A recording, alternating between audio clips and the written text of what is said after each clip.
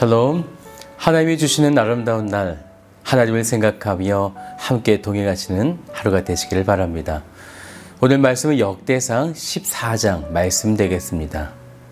제14장.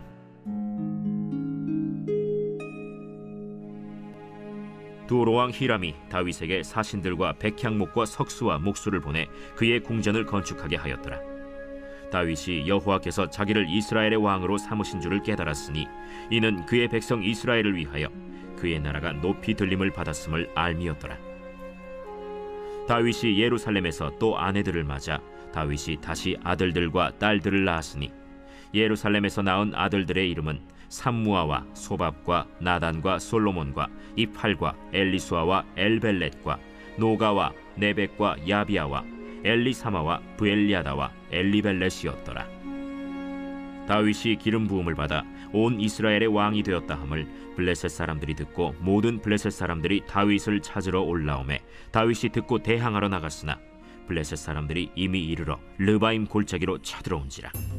다윗이 하나님께 물어 이르되 내가 블레셋 사람을 치러 올라가리이까 주께서 그들을 내 손에 넘기시겠나이까? 올라가라. 내가 그들을 네 손에 넘기리라.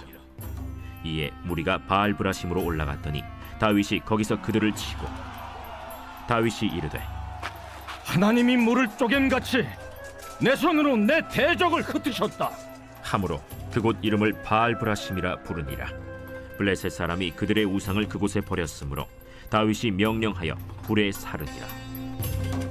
블레셋 사람들이 다시 골짜기를 침범한지라.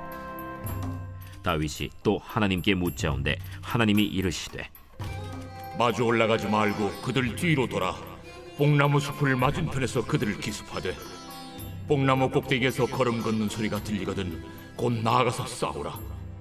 너보다 하나님이 앞서 나아가서 블레셋 사람들의 군대를 치리라. 이에 다윗이 하나님의 명령대로 행하여 블레셋 사람들의 군대를 쳐서 기브온에서부터 게셀까지 이르렀더니 다윗의 명성이 온 세상에 퍼졌고 여호와께서 모든 이방 민족으로 그를 두려워하게 하셨더라. 오늘 14장은 어제 보았던 여호와의 언약궤 사건 이전의 사건들인데요. 순서를 보면 13장에서는 언약궤를 옮기는 것에 실패하고 15장에서는 다시 하나님의 언약궤를 옮기는 장면이 나오는데요. 그런데 그 사이에 왜 다윗이 아내들을 맞이하고 블레셋과의 싸움에서 승리하는 장면을 삽입해서 넣었을까요? 다시 말씀드리면 13장은 실패, 그리고 15장은 성공인데요. 그 실패와 성공 사이에 역대상을 기록한 저자는 무엇을 말하려고 했던 것일까요? 그래서 오늘 본문 2절을 함께 볼까요? 다윗이 여호와께서 자기를 이스라엘의 왕으로 삼으신 줄을 깨달았으니 이는 그의 백성 이스라엘을 위하여 그의 나라가 높이 들림을 받았음을 알미였더라. 다윗이 깨달았다라는 거죠.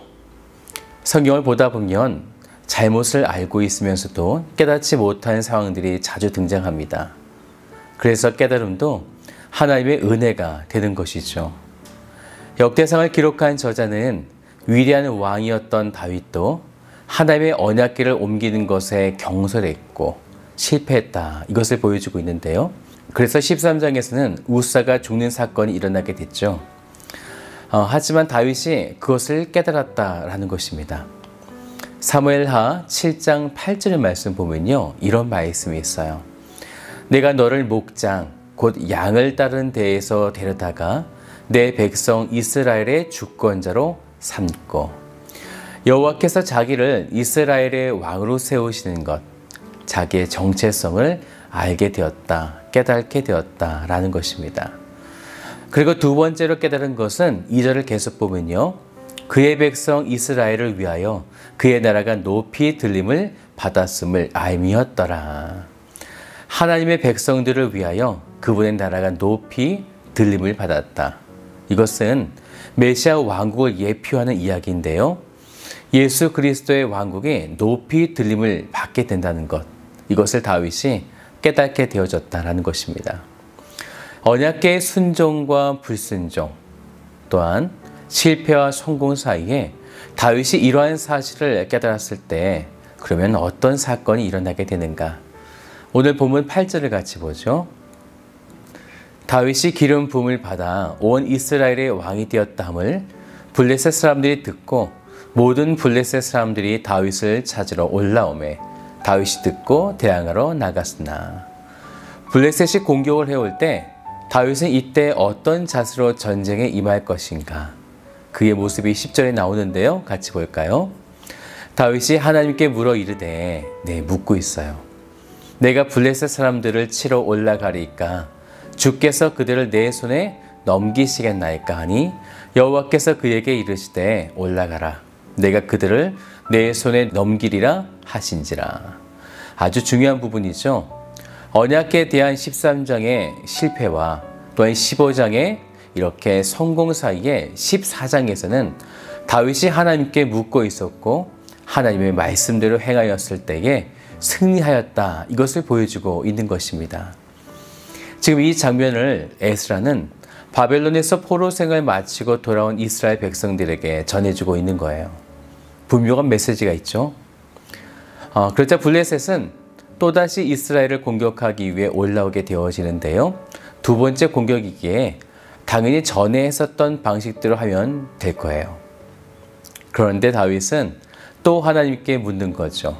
14절을 같이 볼까요? 다윗이 또 하나님께 묻자온데 하나님이 이르시되 마주 올라가지 말고 그들 뒤로 돌아 뽕나무 숲을 맞은편에서 그들을 기습하되. 이번에는 방법이 다른 거죠. 다윗은 묻지 않을 수도 있었고 기존에 같은 방법을 써도 될 텐데 다윗은 하나님께서 제시하시는 또 다른 방법에 지금 순종하고 있다는 거예요. 그래서 16절을 같이 볼까요? 이에 다윗이 하나님의 명령대로 행하여 블레셋 사람들의 군대를 쳐서 기브온에서부터 게셀까지 이르렀더니. 그가 하나님의 명령대로 행했다라는 것이죠. 그리할 때 마지막 17절도 같이 볼까요? 다윗이 어떻게 되었는지요? 다윗의 명성이 온 세상에 퍼졌고 여호와께서 모든 이방 민족으로 그를 두려워하게 하셨더라. 에스라는 이스라엘 백성들에게 실패와 성공이라는 사이에 바로 이 이야기를 들려주고 있는 거예요.